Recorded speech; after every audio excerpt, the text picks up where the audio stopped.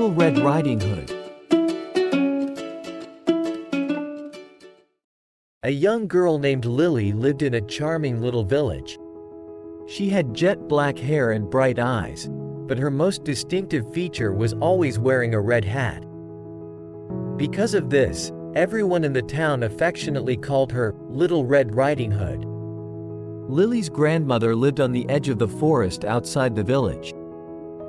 She used to be an excellent chef, preparing many delicious meals for the townspeople, but since she moved to the forest, the villagers rarely saw her.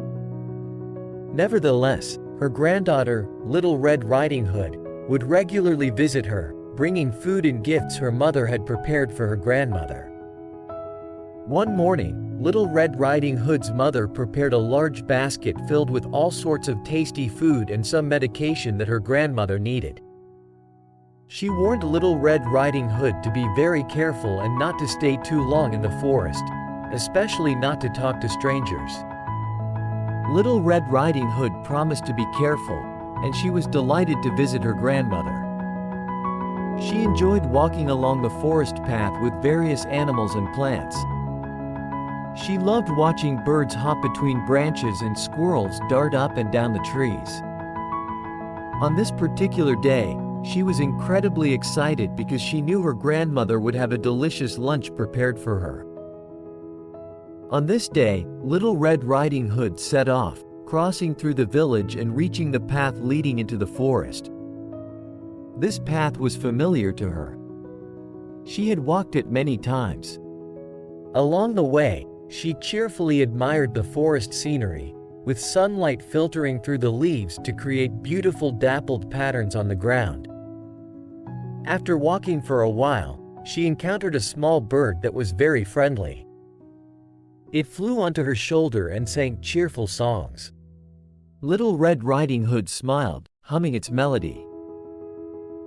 Little Red Riding Hood kept walking and saw a small stream, its clear water flowing gently with a refreshing coolness. She stopped by the stream, took off her shoes, and dipped her feet into the water, feeling a pleasant chill that made her feel even more relaxed. She knew it was a wonderful day, and nothing could spoil her good mood. As time passed, Little Red Riding Hood knew she had to keep going because her grandmother was waiting for her. She put on her shoes, gathered her things, and continued toward her grandmother's house. As Little Red Riding Hood ventured deeper into the forest, she encountered a big gray wolf.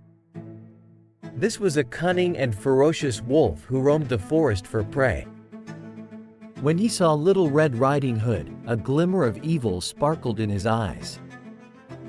The big gray wolf approached Little Red Riding Hood, pretending to be friendly, and asked where she was going. Without hesitation, she replied that she was on her way to visit her grandmother and even told the wolf where her grandmother lived. Upon hearing this, the big gray wolf began plotting how to use this information.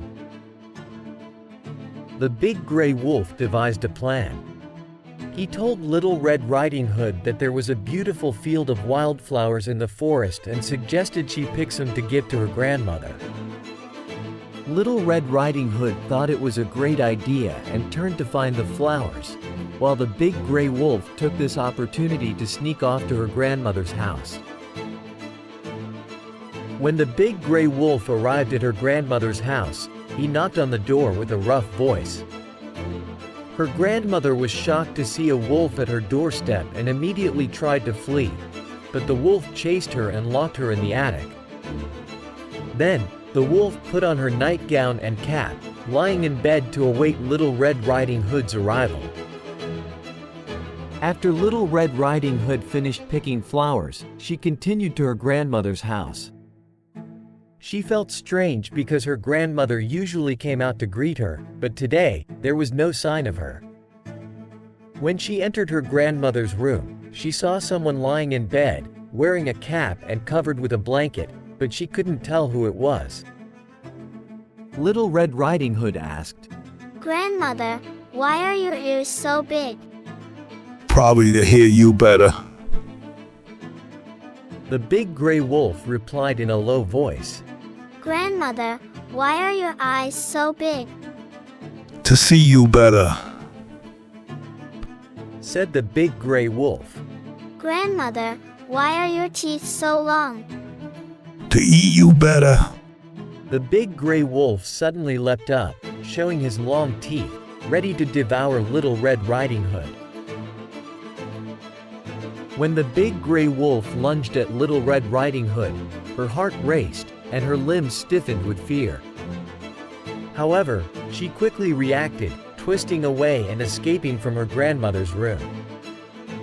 The big gray wolf chased after her, his claws scraping across the floor, making a piercing sound. Little Red Riding Hood dashed out of her grandmother's cottage, through the front yard, and into the forest. She had only one thought in mind. She needed to find help. Little Red Riding Hood ran desperately, her steps unsteady as branches and roots snagged at her feet, nearly causing her to stumble several times.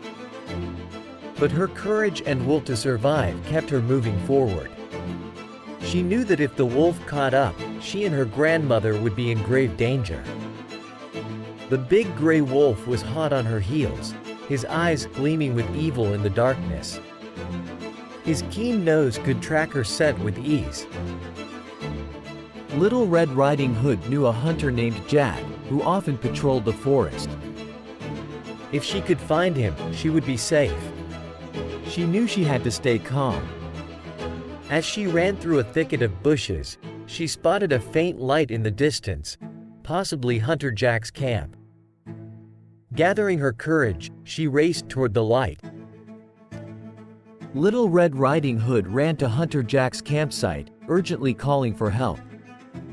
Hearing her cries, Hunter Jack immediately grabbed his bow and arrow and ran to meet her.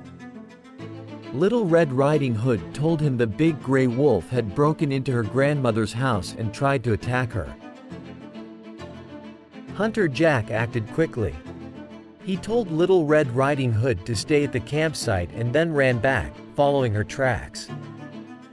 He found the big gray wolf prowling in the forest, preparing to continue his pursuit of Little Red Riding Hood. Hunter Jack took quick aim and shot an arrow into the wolf's leg.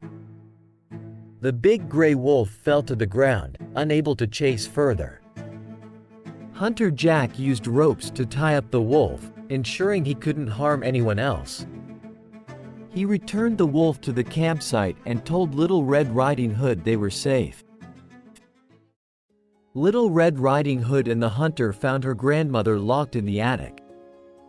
She was terrified but relieved after seeing that Hunter Jack had captured the big gray wolf. The grandmother was grateful that the hunter and Little Red Riding Hood saved her. That evening, she cooked a hearty dinner to celebrate that everyone was safe.